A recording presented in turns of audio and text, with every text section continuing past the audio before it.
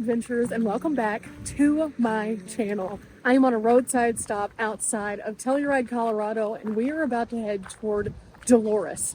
I have not really done a whole lot in the Dolores and Cortez area, but we're going to try it out today and see what we find along the way. Before we start off today's adventures, I picked these up. These are some crepes that are filled with strawberry filling, so I thought this would be a good snack for the road. So I'm going to grab one, get in the front seat. Now, I have no idea what we will encounter on this roadway because I've been down this road, but I haven't really paid attention on this road before because I haven't really been where I was going to stop. But I thought if I go down in this direction, it could be very beautiful and we could find something really interesting. I don't know though, we'll find out. But all good days start with a good breakfast. So I thought this might work out. Now these are 120 calories a piece. They have strawberry filling in them. I found them in Telluride at Mountain Village at their store. And so they're not bad. They're not bad. They'd probably be really good if I heated them up in the Road Pro. Yeah, this is a good way to start my day. So with that said, let's get to driving. Okay, we're making our first stop at Lizard's Head Pass. Now, I have camped at the trailhead last night and then across the street at the regular camping area, and it's been wonderful. But there's some signs here that I have never taken a look at, so we're gonna go check those out. Oh, wow. It talks about the glacier-carved peaks that we see in front of us, and it has a list of the mountains so that we can see them a little bit better. And I think that this is absolutely epic because as you're staring out, you can find Yellow Mountain leading up to the Vermilion Peak, to Lake Hope, to Sheep Mountain, which is 13,188 feet. But also, you can see across the way there where it kind of slopes. That's where the railroad used to run also, which is really neat. Now, of course, to get a little bit of better idea about that railroad, you can learn here through early history and the railroad development that in the late 1800s, vast ore deposits were discovered in the vicinity of this area, and it resulted in needing trains and depots so that they could be able to transport services and goods a lot faster.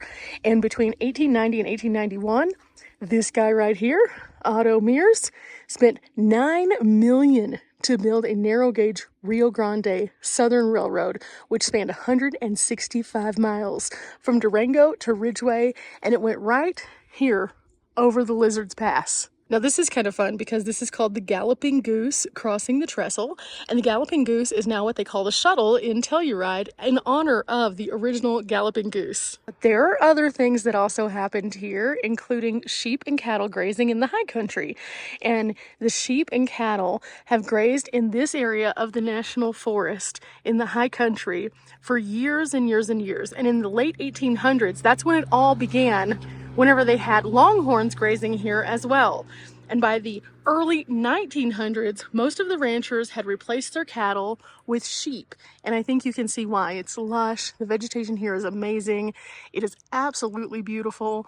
And this would be a perfect setting for all of those ranchers to be able to find a place for their cattle, for their sheep, and for ample amounts of room. In fact, before the road that is here now, they say that there were over 500,000 grazing stock in this area.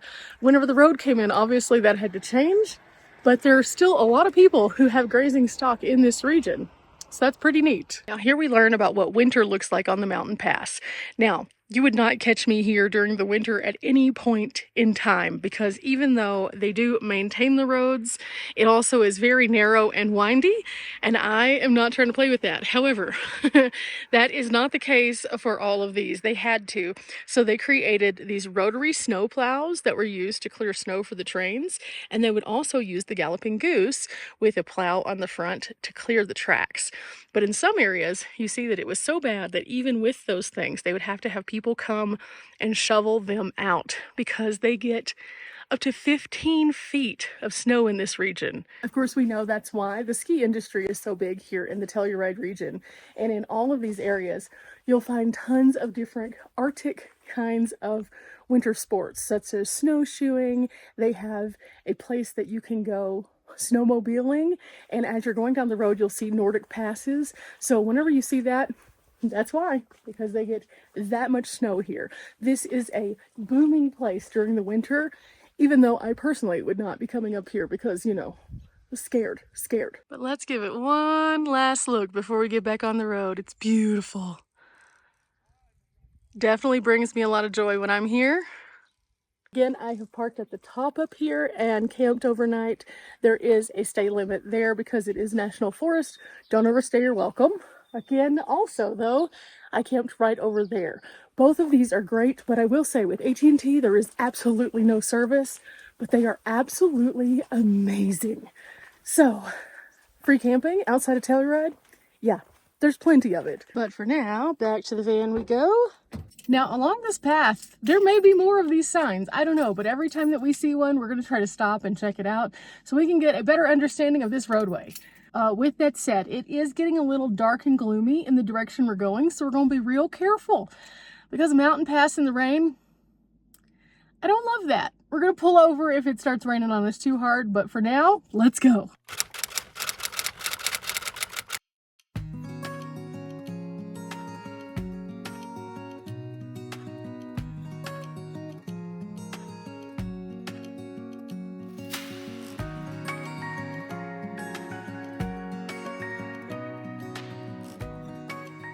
It started raining a little bit, so I pulled over for a second and I looked over at, oh, this is amazing. I can't get down to the water level here, but it's beautiful.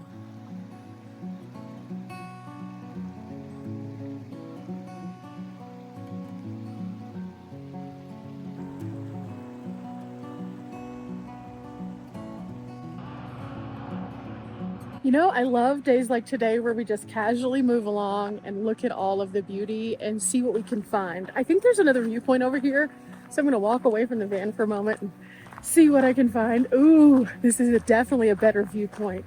And this is called a launcher site, which is where you can put your canoes or kayaks into the water. So there's tons of parking here. I wouldn't necessarily say that I'd want to put in here though, because it's a little low right now.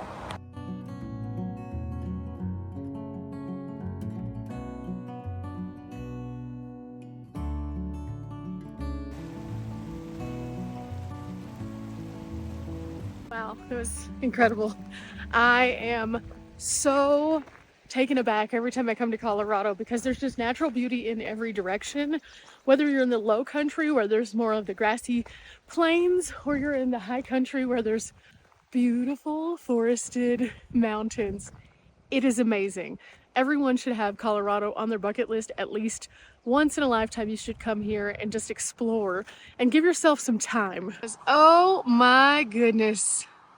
It's just crazy to see how from one place to the next, things can just change so rapidly. But with that said, it is now time to get back on the road and closer to our destination, to which I don't know exactly where we're going to end up, but I'm enjoying finding out.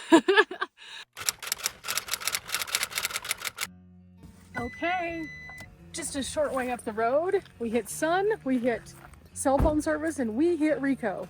And Rico has, as soon as you come in, a couple of signs that I thought were kind of interesting looking, so I thought we'd check them out. First, oh my goodness, look at this.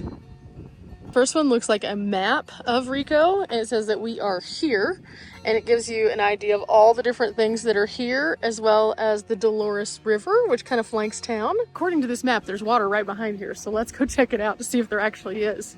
Okay. I see a little bit, I see a little.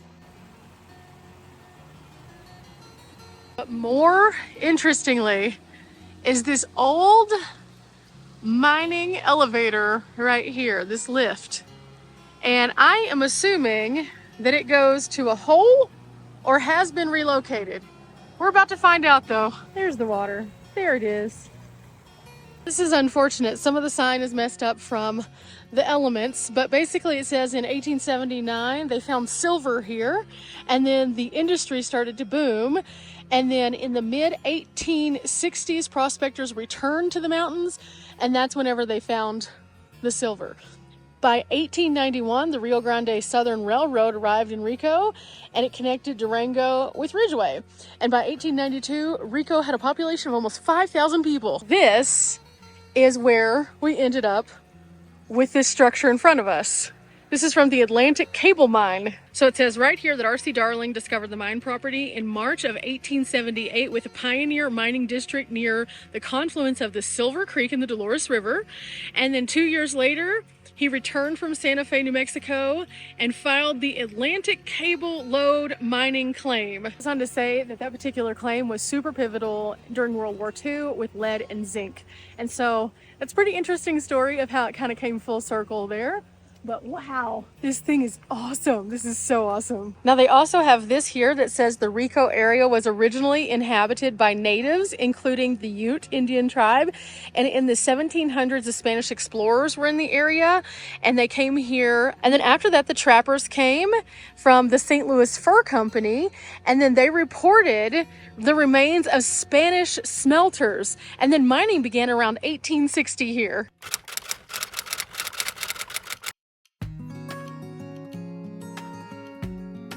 Out came the sun to dry up all the rain. At least for now.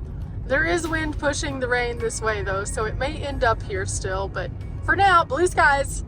So most of the pull-offs haven't really had a great view. They've been kind of overgrown in this direction, but still, there's incredible scenery as you're driving down the road, so that's pretty spectacular, to say the least.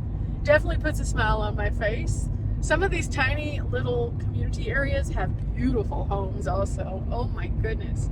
I couldn't imagine this being my backyard. It's just too incredible. So I came to Cortez to go to do some things, and come to find out one of the things is closed. So it's okay. I'm going to go on to Durango now because Durango has some good things that I would like to do there as well.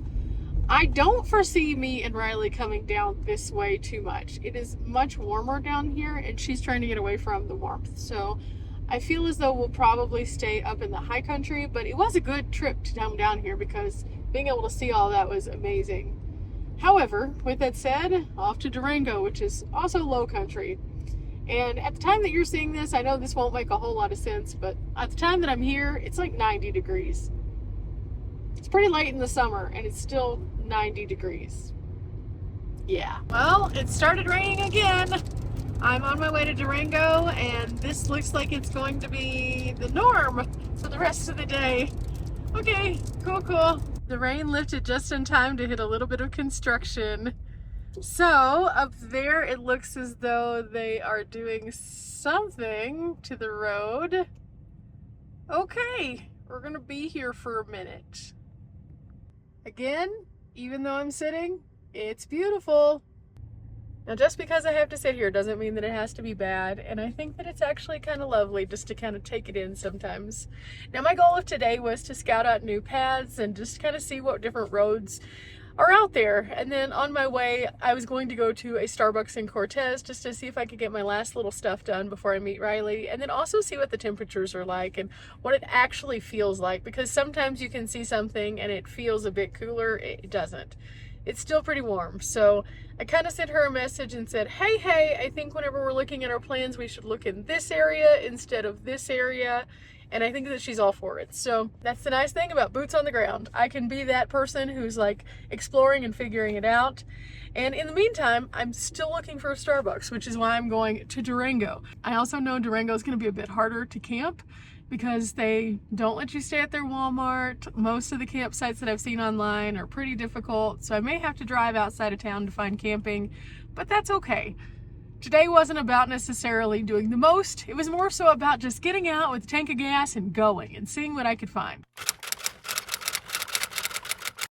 Okay guys, so today has been an adventure for sure. We went on that Ruby Road and then we came over to Durango, and I was gonna do a bunch of stuff here, but I am kind of getting frustrated. I have stopped off at, I don't know how many that we can count now together, Starbuckses, and something about the upload is just not as good. Officing here is not as good as it used to be, and I'm not sure why. So I might call an audible and do something kind of crazy.